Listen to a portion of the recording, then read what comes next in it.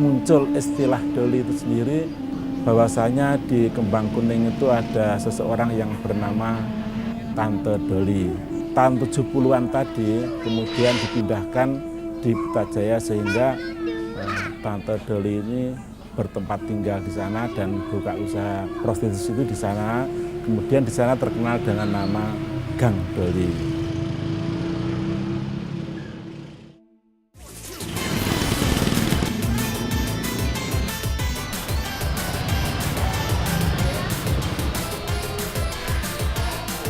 Apa tugasnya? Yang lain apa tugasnya? Mbak bisa buat origami. Diapain? Kertas lipat, buat kodok-kodok Mbak. Bisa nggak? Nih kertas origami biasanya ada. Nama saya Dedi Sulistiawan lengkapnya, tapi teman-teman biasa manggil saya Dedi. Sehari-hari saya kuliah di Fakultas Kesehatan Masyarakat Universitas Airlangga. Awal tahun 2012 itu kita membentuk semacam kader kesehatan reproduksi di kawasan lokalisasi. Beberapa data dan fakta di lapangan yang selama ini kita temukan di sana melalui kegiatan survei dan penelitian, kita menjumpai bahwa lokalisasi berdampak terhadap perilaku seksual remaja di sekitarnya.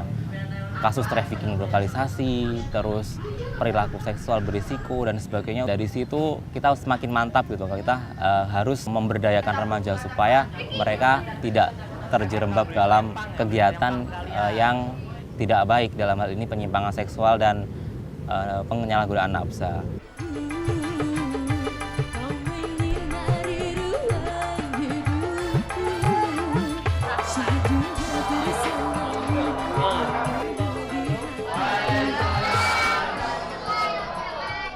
Jadi begini, malam hari ini kita akan membahas tentang masalah HIV/AIDS ya.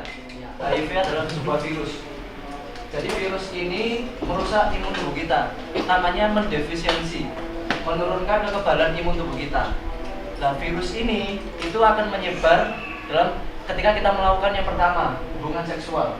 Jadi makanya mulai sekarang kon-kon kabeh menurut observ, kon-kon kabeh iki kudu iso njogo. Aja sampai sing pertama berhubungan secara bebas. Wis aja nang sekolah, aja nang sini, oke? Setuju? Setuju.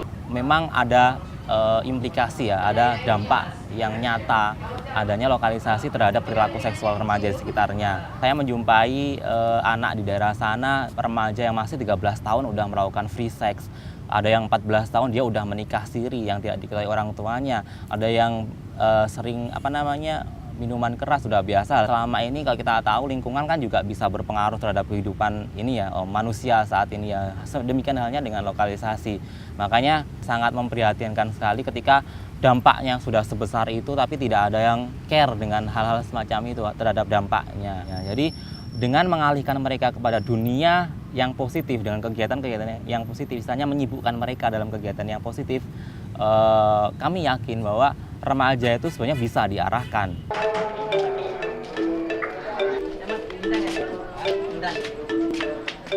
Oh, nang sekolah. Ngapain, Sam? Mau gak ikut ke Kompas?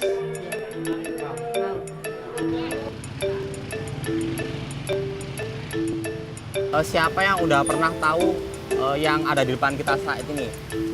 Udah pernah megang atau pernah tahu atau pernah lihat temen make atau pernah dikasih temen? Siapa yang pernah lihat? Ica, siapa lagi? Irfan? Ya. Ardi tahu yang mana aja? Pernah tahu yang mana? Ini, yang paling ini ya, diazepam ya? Oke, yang lain selain Ardi siapa? Ica, Ica tahu yang mana Ica? Kita selalu getol untuk istilahnya mengedukasi mereka. Ini loh yang namanya nafsa, golongannya ini, jenisnya seperti ini, bukti fisiknya seperti ini. Jadi nanti ketika teman-teman ada yang mengetahui hal semacam ini, harapannya juga dengan tegas berani berkata tidak, saya tidak memakai narkoba dan sebagainya. Kamu Van? Kamu pernah nggak berinteraksi sama ini kayak gini-gini? Dipaksa malah aku. Mana? Yang mana? Gak tahu mas, gak ada di sini. Terus tapi ya tulisannya LL gitu. Pada waktu itu ya apa? Temenmu lah nawari. Iya. Yo. Ayo Van, mangap Van ngono. Ngono toh? Oh, paling ini opo iku? Wis tak mangap kok. Langsung ngali aku mas. Kalau kamu ngerti nggak pada waktu itu kalau itu ternyata narkoba gitu? Tahu. Tahu dari mana taunya? Yo banyak mas. Temanmu banyak emang? Yo banyak mas. Kumpulan aja ngono Mas. Kamu pernah nyoba nggak? Yo gak pernah mas. Nggak pernah. Santi.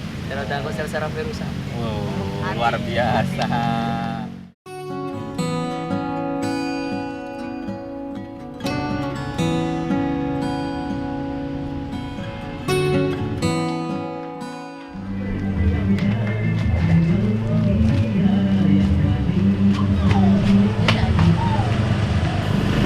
Sih pada zaman sekarang itu kan remaja kan terpengaruh oleh sering lingkungan, teman, juga pergaulannya.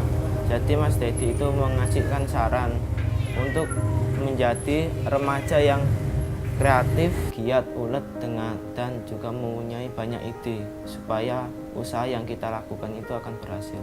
Ya, kami harapkan remaja-remaja khususnya di Banjarip Jaya sama sekali tidak terpengaruh hal-hal buruk, bisa mandiri, melakukan kegiatan-kegiatan yang positif sehingga tercapai cita-citanya apa yang diharapkan oleh orang tua dan bisa berguna bagi masyarakat khususnya warga Banjarip Jaya sendiri.